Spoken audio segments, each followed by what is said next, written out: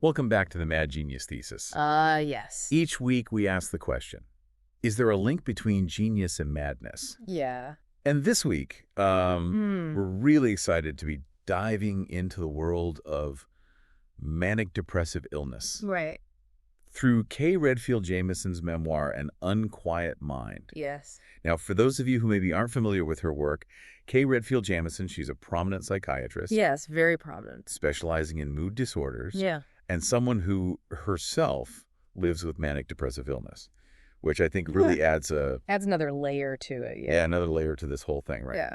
So very interesting. It's got to be both a blessing and a curse to be absolutely like a leading expert in your field, Yeah. but also living with the very thing you're studying. Right. You know? You'd see that tension throughout the book. Absolutely. But one thing that struck me really early on Yeah. is this this anecdote that really captures, I think, the public perception of mental illness. And it's actually, it's both funny and a little disturbing. Okay, lay it on me. Okay, so picture this. It's late at night. Okay. Jamison's with a colleague, and they're both, running around a parking lot. Okay. Clearly not in a normal Certainly not in a good place. state of mind. Mm. A police officer comes up, hand on his gun, like, what are you doing? Right, right. And Jamison's colleague, thinking quickly, just says, we're both on the faculty of the psychiatry department. Wait, really? And that worked? You wouldn't believe it. Like, Wow. the officer just smiles, wishes them good night, and drives away. What? Like, just like that. So their credentials sort of trumped any It really did. concerns about their behavior? Absolutely. It's like, Wow. in that moment, their status completely Wow. overrode any concerns about their Yeah. unusual behavior. I wonder, like, if they hadn't been psychiatrists, Right. would that have worked? Right. Would the outcome have been so benign? I don't know. Yeah, yeah. I mean, it really highlights, I think, that whole idea of labels Absolutely. and how, Yeah. authority figures defer to those who are seen as experts, It's true. Yeah. even when there's clear evidence of, well, something being off. Absolutely. Yeah. No, I think that's a great point. And that really sets the stage for, this whole deep dive we're going to do Yeah, absolutely. into her life and the complexities of manic depressive illness. Okay, so to understand where she ends up, Yeah. right, let's go back to the beginning. Okay. Tell me a little bit about her childhood. Right. Anything in her early life that kind of foreshadowed the challenges that she'd later face? Well, Jamison grew up in a military family, which meant a lot of moves, a lot of structure. Oh, yeah. It was a close-knit family. Okay. But you get the sense that there was quite a bit of emotional turbulence Oh, okay. under the surface. So maybe those external pressures to conform Exactly, yeah. kind of masked Yeah. some of the internal struggles. Yeah, potentially. And here's a crucial detail. Her father Okay. had undiagnosed manic depression. Wow. So from a very young age, she was exposed to those Mhm. highs and lows, the mood swings, Yeah. even though she wouldn't have understood them at the time. Right, of course, yeah. But they were there. It's like Yeah. she had this blueprint for the illness Right. before she even knew what it was. Exactly. Yeah. And you can't underestimate the impact of those early experiences. Right. You Right. They really shape how we understand the world, especially when it comes to mental health. Absolutely. Yeah. So it wasn't just nature, but also nurture. Absolutely. That played a role in her journey. 100%. Yeah. And there's this other layer of paradox, to her upbringing. Okay.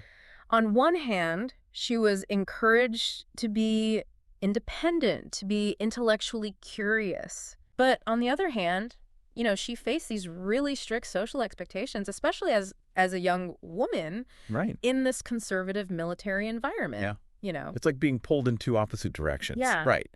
Be bold, but also fit in. Exactly. Yeah. I could see how that tension might have set the stage for later struggles. Absolutely. Especially with the societal expectations around mental illness. Yeah. And, as she got older, these competing forces started to manifest Okay. in more concrete ways. She excelled academically, she was driven, she was passionate, got involved in all sorts of causes. Hold on. What kind of causes? Well, okay, get this. In college, she was fiercely dedicated to protecting turtles. Okay. She even protested cosmetics companies Wow. that used ingredients that were harmful to turtles. Wow, that's so interesting. It is interesting. It's not what I would have pictured, but I mean, it really just shows that even amidst all the turmoil, there were these glimpses of her personality and her values coming through. Totally. But I'm guessing that this intense energy, wasn't always directed in such productive ways. We're right on the mark, alongside these moments of brilliance and passion. Yeah. She started experiencing extreme mood swings, Okay. incredible productivity, followed by just crippling bouts of depression. So this classic kind of manic-depressive pattern It was emerging. is starting to emerge. Yes. Yeah. But here's the catch. At this point, she doesn't recognize it for what it is. She's pushing herself, burning the candle at both ends. Right. But she's in denial. It's amazing how hard it can be to see ourselves clearly, especially when it comes to mental health. Yeah. It's tough. So what happens? Yeah. When does the truth kind of come out, so to speak? Well, it's during her college years that things really start to escalate. Okay. She's taking on way too much coursework, throwing herself into activism. Right. Sounds like she's trying to outrun something. And in a way she is, She's running from the reality of her illness, even though she doesn't fully grasp it yet. Okay. But that denial, Yeah. that denial is a powerful force. It is. Especially with mental illness. There's this internal pressure, often external pressure. Sure. To just, toughen up, snap out of it. Oh, I know. Like, you should be able to just will yourself better. Yeah. Right. Exactly. It's not that simple, though. Not at all. And Jamison's story Right. really illustrates this, Yeah. Eventually, she's diagnosed with manic-depressive illness. Okay. And she's prescribed lithium. Mm-hmm. But guess what? What? She resists treatment Really? with everything she has. Why, though? I think there are a few reasons, Yeah. and they're kind of all intertwined. First, she's addicted to the highs of mania. Yeah. That feeling of invincibility, of boundless energy, Yeah. It's intoxicating. It's like a superpower, in a way. It is, yeah. Yeah. And so she doesn't want to let go of that, Of course. Who would? Yeah, I can understand that. And then there's the psychological factor, Okay. She internalizes this belief that she should be able to handle it on her own. Right. Like she's failing. Right. If she can't. Exactly. Yeah. And if you think back to her upbringing, Right. it makes sense, Right. She was raised to be self-reliant. Absolutely. Yeah. An environment that emphasizes self-reliance and control. Right. Don't show weakness. Exactly, yeah. So her resistance is not just about the illness, but Right. also about how she sees herself Yeah. and what she thinks she should be able to handle. Right. Absolutely. You know- It adds another layer of complexity to it. Oh, totally. And then on top of all that, there are the practical challenges, right? Right. Of course. Yeah. Lithium comes with side effects, Right. I mean, she's a psychiatrist. Exactly. She must have known about the side effects. She did, but knowing and Yeah. experiencing are two very different things. Oh, that's right. Yeah. And for Jamison, one side effect was particularly devastating. Right. It impacted her ability to read. Oh, wow. For someone who loves literature, Yeah. that was a huge blow. I can't even imagine. That's like a core part of her. Yeah. Absolutely, yeah. Wow.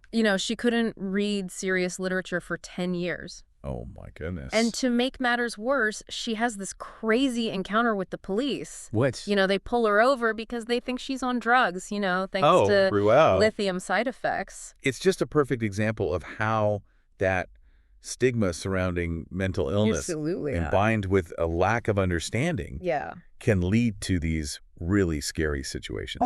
Absolutely. Yeah. It highlights the very real consequences Absolutely. of this illness, and how it impacts every aspect of a person's life.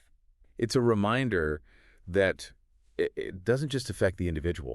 It ripples outwards. It does. Impacts relationships, work, even interactions with strangers. Absolutely. Yeah. And, in Jamison's case, these ripples ultimately lead to a breaking point. Yeah.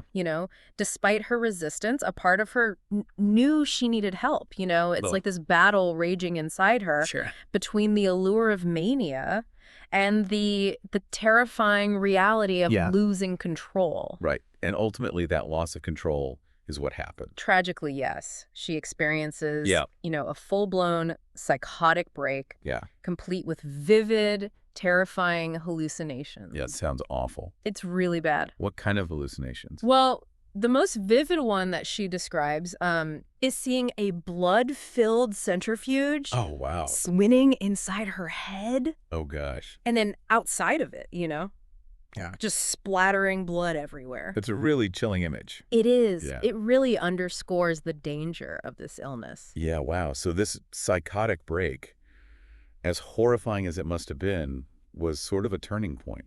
In the way, yeah, Right. It forced her to confront the reality of her illness. And I'm guessing that's where you pick up in part 2?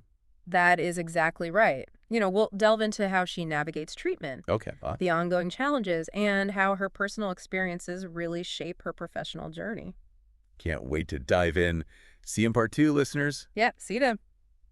Welcome back to the Mad Genius Thesis. Yeah. Last time, we left off with Kay Redfield Jamison's world completely shattering. Yeah. As she experienced that psychotic break. Right. It was really a turning point in her story, right? As it was. Forcing her to finally confront the reality Yes. of her illness. Yeah. So where do we go from here? Right. Does this lead her to, straight to recovery? Well, it's not that simple. Right. It's the beginning of a long and difficult journey. Right. The psychotic break leads her to finally accept treatment, but it doesn't mean the struggle is over. Of course, yeah. It's not like flipping a switch. Exactly. Right.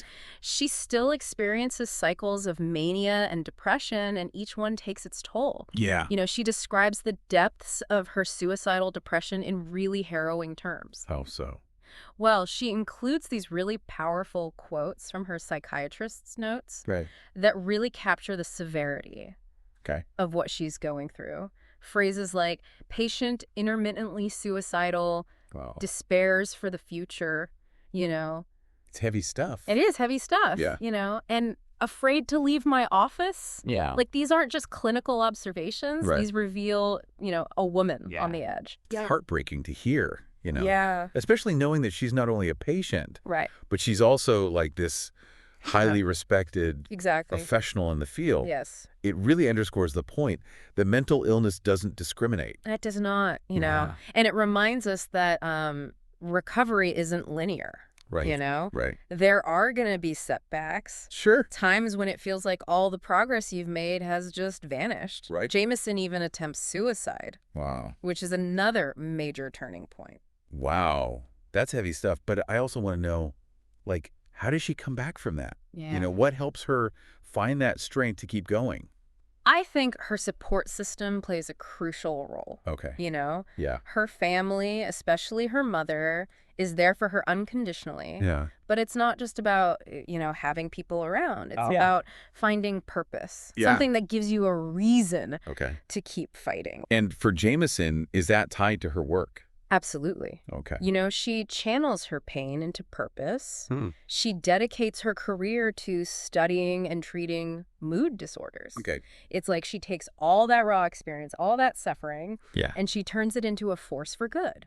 That's really inspiring. It is inspiring. Yeah, it really is. It is. It makes me think about how, even the darkest experiences Right. can lead to growth. Absolutely. Yeah. Yeah, I think you're right. But how does her illness impact her career specifically? Yeah. You know? Well, it's a double-edged sword, Okay. She talks about how that manic energy, it can propel her work. Yeah. You know. Allows her to accomplish a lot in a short time. Exactly. These short bursts of energy. But then, the inevitable crash comes. Of course, yeah. The depression that just saps her motivation, makes it hard to even get out of bed, Right. let alone do groundbreaking research. So it's this constant push and pull. Exactly. This tension Yeah. between the creative Yeah. and destructive forces of the illness. It plays out in her interactions with colleagues, too. It does. Right. They comment on her rapid speech. Yeah. The whirlwind of ideas. Urging her to slow down. Exactly, But then when she's depressed, she withdraws, isolates herself. Struggles to function. Right. It's a roller coaster. Yeah, absolutely. Well, not just for her, but for those around her. So how do you navigate, a demanding career, especially in academia, Right. while managing a serious mental illness? It's a challenge. I bet. To say the least, and Jamison doesn't shy away Right. from the tough realities. She Yeah. talks about making reckless decisions during manic episodes, Yeah. spending money she didn't have, alienating colleagues. It's that classic, brilliance often comes with a price. Exactly. Yeah. But clearly, she finds a way She does, yeah. to make it work. So tell me about her achievements. Okay. What were the things that made her such a force in her field? Well, for starters, she founds the UCLA Affective Disorders Clinic. Okay. This wasn't just a place for treatment. Okay. This was a hub Right. for research and education. Okay. You know, Right. she was determined to bridge the gap between the clinical understanding of mood disorders Right. and the lived experiences of patients. That's so important. It is. It's treating the whole person, Absolutely. not just the symptoms. Exactly. And I love that she incorporates, patient narratives Yeah. into her medical textbook. She does, yeah. It humanizes it, Right. Yeah. Shows that these are real people. Real people. With stories, not just diagnoses. diagnoses. Exactly. Yeah, I love that. Yeah. And she goes even further. Oh, She organizes these concerts Okay. featuring music by composers Well, with mood disorders. Yeah. It's like she's saying, look, mental illness doesn't negate creativity. Exactly. Yeah. It can even be a source of it. Right. Yeah, it makes you wonder, like, if we embrace, Right. those different ways of thinking and feeling, Yeah. what kind of brilliance might emerge? That's a really powerful thought. Yeah. Yeah. And speaking of embracing different perspectives, Yeah. There's another layer Yeah. to Jamison's story that I think we should explore. Okay, let's do it. Her personal life. Yes. Mm-hmm. Relationships, always a The messy complicated world of relationships. relationships, right? Yeah. How does her illness play into that? Yeah. Well, it's a journey with both heartbreak Yeah. and deep connection. Okay. Yeah. Her first husband didn't want children, Okay. which later becomes a source of regret for her. Okay. And then she meets David, this man who truly understands her. And their love story is both passionate Yeah. and sadly short-lived. Oh, no, what happened? David passes away. Oh, And it's devastating for Jamison. it's hard to imagine. It is. Yeah. Losing someone you love so deeply. While battling your own demons. Exactly. Yeah. But amidst the grief, there's Yeah. also a sense of resilience. Right. She eventually finds love again, Oh. this time with Richard, a fellow psychiatrist, Okay. and their relationship's interesting. Yeah. It's built on this shared intellectual passion, Mhm. but they have very different Okay. personalities and ways of expressing love. So it's a testament to the fact that, love can exist Yeah. even in the most challenging circumstances. It can. And it can take many forms. It can. And it's a reminder that, there's no one-size-fits-all approach to relationships, just like there's no one-size-fits-all Exactly. Yeah. approach to dealing with mental illness. Absolutely. You know? So didn't you say that Jamison also, wrestled with some ethical dilemmas Yes. related to research some- on manic-depressive illness? She grapples with the implications of Right. genetic testing. Okay. The potential for discrimination, even the question of whether Right. eliminating manic depression genes altogether would be a good thing.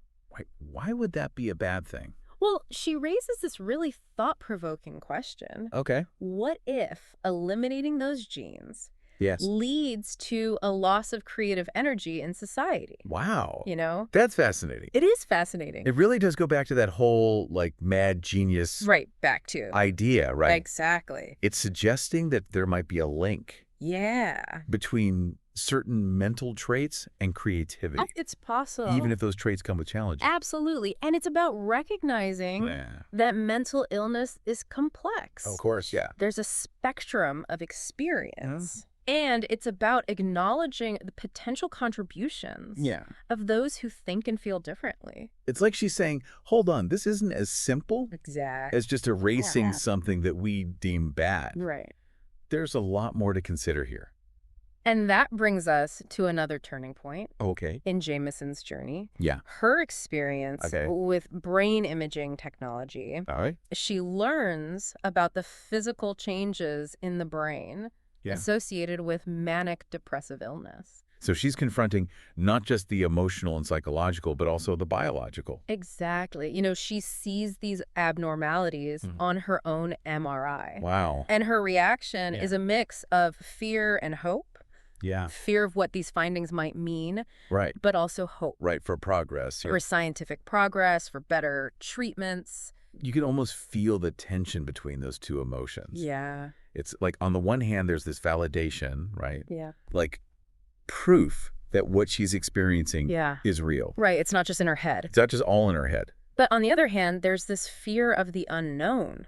Yeah. What do those physical changes mean for the future? It's such a powerful moment. It is. Yeah. It really drives home the complexity of mental illness. Yeah. We're talking about the brain. Exactly. The most intricate organ. Most complex. And we're still just scratching the surface of how it works, works. especially when it comes to mood disorders. Right. It's early days. Yeah. It really does make her journey all the more compelling, I think. It does. Because she's not just a patient, you know? Right. She's a pioneer. Yes. Someone who's actively engaged in trying to understand it. Totally. And find ways to help others. 100%, yeah. And speaking of helping others, there's one final aspect of Jamison's story that I think we should discuss. Okay, yeah. Her decision to go public with her diagnosis. This is huge, right? It is huge. Especially given the stigma surrounding mental illness, particularly in professional settings. Especially in academia, you know? Right, yeah. Remember, she's a successful psychiatrist. Right. At a prestigious university. There's a lot at stake here. There is. Yeah. You know, she talks about her fears of bias from colleagues. Sure. The pressure to maintain this facade of normalcy. Right. But ultimately, she chooses transparency. I must have taken a lot of courage. A lot of courage. Yeah. You know? Why do you think she made that choice? I think it speaks to her deep commitment to advocacy. Okay. You know, to breaking down the stigma surrounding mental illness. Right, absolutely. She knew that silence only perpetuates shame and misunderstanding. Yeah, it's that idea that, you know, if you don't talk about it, it doesn't exist. Exactly. And by sharing her story, she's, you know, she's paving the way for others to do the same. It's that ripple effect. It is. Right? Yeah. Like, who knows how many people were inspired by that? Exactly. Yeah. Or felt, you know, emboldened to seek help. Absolutely. Or to share their own stories. Yeah, you can't measure it, but it's impossible to measure. I imagine it's significant. Yeah. Yeah, it's like she created this space. And she did, for more open and honest conversation. Yeah, absolutely. Yeah. And that in itself, I think, is huge. It's a huge contribution. Yeah, absolutely. So she's breaking down barriers, challenging the status quo. She is. You know, paving the way for more compassionate and understanding. And, you know, on that note, I think we should probably wrap up this part. Okay. And we'll pick up the rest of this conversation in part 3. Sounds good. See you then. Welcome back to the Mad Genius Thesis. We've been on quite a journey with Kay Redfield Jamison and her memoir, An Unquiet Mind. We have. Exploring her experiences with manic-depressive illness. And in the last part, we were talking about her decision to go public with her diagnosis. Yes. Which was a pretty big deal, Especially for someone in her position. Especially for a successful psychiatrist. Yeah, you know, absolutely. At a prestigious university. So. Yeah, there's a lot at stake. There's a lot at stake there, And, you know, she even talks about those fears, right? Yeah. Like the fear that colleagues might see her differently or, absolutely, you know, that she might be judged or discriminated against. Of course. Yeah. Those are very real concerns. Yeah, but she decides that the potential benefits outweigh the risks. Right. And I think that really speaks to her character, you know, like this desire to make a difference. Absolutely. To use her platform for good. So it becomes bigger than her personal journey at that point, right? Absolutely. Yeah, it's about advocating for a broader understanding of mental illness. It's like she's saying, hey, I'm a successful professional. I'm a respected psychiatrist, and I live with this illness. Exactly. It's possible to thrive. Yeah. You know? It's a powerful message. It is. Especially coming from someone like her. Yeah, and I think about the people who, you know, maybe were inspired by her courage. I'm sure there were many. To, you know, seek help or share their own stories. Absolutely. It's impossible to measure that impact. You can't quantify it. But it must be significant. Yeah, it must be huge. Yeah. She really opened up the conversation. She did, about mental health. And that's huge in itself. Yeah, absolutely. It's a major contribution. So she's breaking down barriers, challenging the status quo. Paving the way for a more compassionate and understanding world. 100%. Really inspiring stuff. But I also wonder, you know, how does she reconcile her personal experience with her professional knowledge? That's a good question. Does her own struggle with manic-depressive illness, you know, change her perspective as a psychiatrist? Well, she definitely grapples with that throughout the book. Okay. There are moments where she questions her own objectivity. I can imagine, yeah. Like, is my personal bias influencing Right. my clinical judgment? It must be hard to separate those two. It is. It's really tough, especially with something as complex As manic-depressive illness. But I think what's remarkable is her honesty. It is. She doesn't shy away from those doubts or anxieties. She explores them. She acknowledges them. Yeah, and ultimately uses them to inform her work. It's like she's saying, look, I'm not perfect. Right. I'm not immune to this. Yeah. But I'm learning and growing. Absolutely. Alongside my patients. Right. And that vulnerability makes her so relatable. It does. Not just as a psychiatrist. Yeah. But as a human being. As a human, yeah, I agree. And it reinforces that idea that mental illness doesn't discriminate. It really doesn't. It can affect anyone. Yeah. Even those who study it, even those who seem to have it all together. So as we kind of wrap up this deep dive into An Unquiet Mind, yeah, what would you say are the lasting impacts of Jamison's story? Well, I think one of the biggest takeaways is the power of hope. Okay. No matter how dark things get, there's always the possibility of recovery, of finding meaning and purpose, even in the midst of suffering. It's that resilience, right? Exactly. It's not about never experiencing the darkness, but it's about, still having that hope. Absolutely. That belief that things can get better. It's about pushing through. Yeah. And another takeaway for me is the importance of connection. Yes. We don't have to go through this alone. We don't. There are people who care. Yeah. People who want to help. Right. People who understand. And I think Jamison's story really challenges us to rethink those assumptions about mental illness. Yeah. It's not a weakness. It's not. It's not something to be ashamed of. Right. It's part of the human experience. Absolutely. Just like physical illness. It deserves our attention, our compassion, and our understanding. 100%.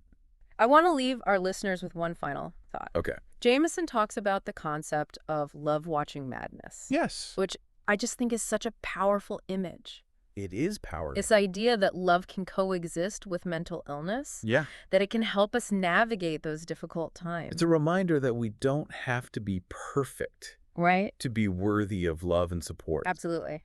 And I think that's a message worth holding on to. It is. We all deserve to be loved, supported, and understood. We do. Regardless of our challenges. Absolutely. And I think Jamison's story really reminds us that even in those dark times, there's always hope. There's always the possibility of connection and always that strength to keep going. Well said.